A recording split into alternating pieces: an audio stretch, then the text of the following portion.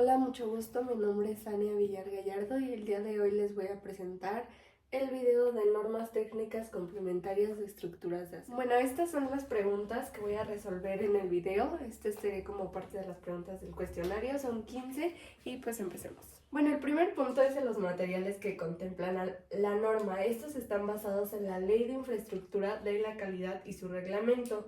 Y tienen dos propiedades muy importantes, que es el esfuerzo de fluencia y la ruptura en tensión, que después vamos a hablar de ellos.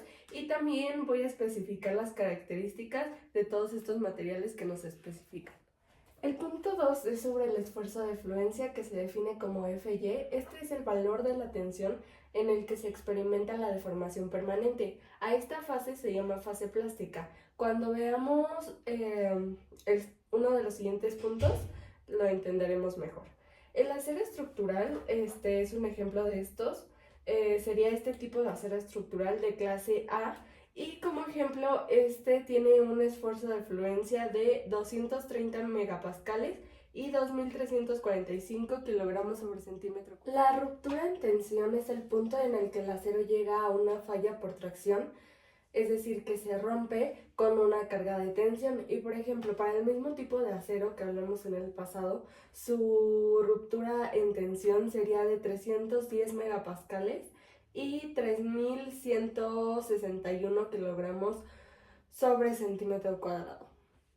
El acero estructural tiene un esfuerzo de fluencia en dirección en el que se lamina, y sus propiedades están determinadas por la gráfica de esfuerzo de formación, en la que podemos ver que primero se presenta el rango elástico, después la meseta plástica, posteriormente tenemos el rango de endurecimiento por deformación y en el que se termina por su resistencia última, y después tenemos ya el rango de estrangulamiento en el que se presenta la falla.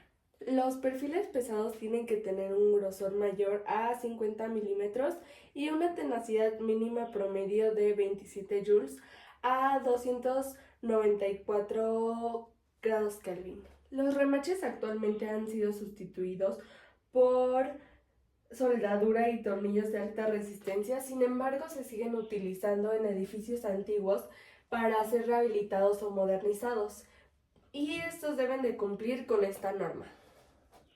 Para los tornillos, tuercas y roldanas tenemos que pueden ser de diferentes materiales, como es el acero cubierto con carbono, y también tenemos los que se clasifican de alta resistencia, que hay de tipo A, B y C, y estos nos sirven para las uniones, y el acero aleado para las juntas, que existen los templados y los revenidos. Para los conectores en cortantes se ocupan en la construcción compuesta en las barras de esta norma y tienen un esfuerzo de fluencia de 345 megapascales y una ruptura en tensión de 414 megapascales. La elongación mínima que tienen que tener en 50 milímetros es del 20% y la reducción mínima es del 50%.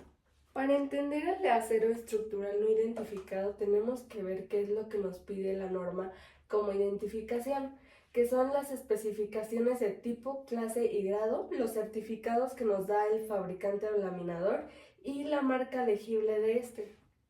El acero estructural no identificado se utiliza para detalles que son poco importantes y que no tienen afectación, que no representan una afectación a la resistencia de la estructura.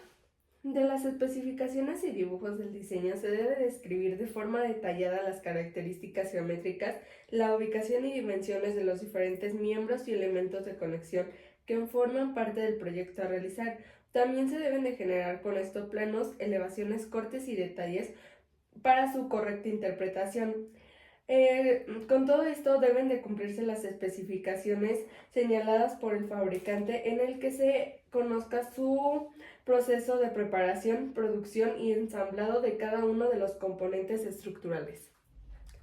Los criterios de diseño de todos los edificios deben de contar con una o más trayectorias de resistencia y rigidez, que deben de ser adecuadas y dimensionadas a partir de las acciones correspondientes en las barras y conexiones. El dimensionamiento de las estructuras y elementos se hará de acuerdo a los estados límite de falla y de servicio. Estos reflejarán el factor de resistencia FR y los factores de carga FC. Los efectos geométricos deben de ser considerados para multiplicar los factores de carga, efectuando un análisis de las acciones externas factorizadas. Además de los estados límites de falla, se debe de revisar también las respuestas de la estructura. Los sistemas estructurales son de 3 tipos y se pueden utilizar de diferente manera en el caso particular de su análisis, diseño, fabricación y montaje. Las estructuras del tipo 1 son designadas como marcos rígidos o estructuras continuas, que se caracterizan porque los miembros que la componen están unidos entre sí por medio de conexiones rígidas, capaces de reducir al mínimo las rotaciones relativas entre los extremos.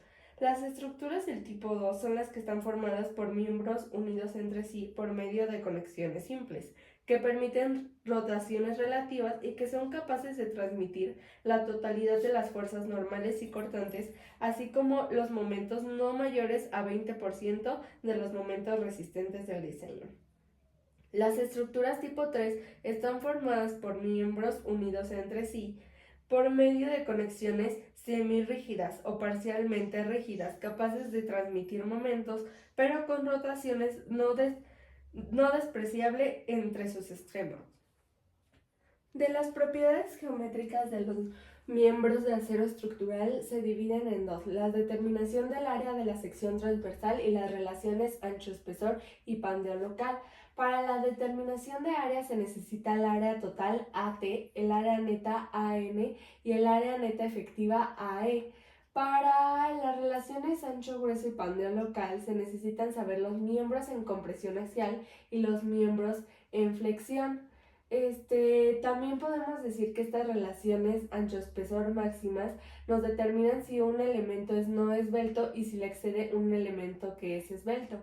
Y como último punto, el punto 15 nos habla sobre el análisis y diseño de miembros y sistemas estructurales, en los que se considera la rigidez lateral, los efectos de esbeltez del conjunto y algunos métodos que son los métodos por análisis de estabilidad, método de análisis directo y el de la longitud efectiva. Y también nos habla de la determinación aproximada de los efectos de segundo orden. Y bueno, muchas gracias por su atención. En lo personal, a mí esta investigación me ayudó a conocer mucho más sobre las características del acero, ya que de este tema sí desconocía por completo y creo que son muy importantes todas las propiedades que tiene y cómo se deben de clasificar de acuerdo a la norma.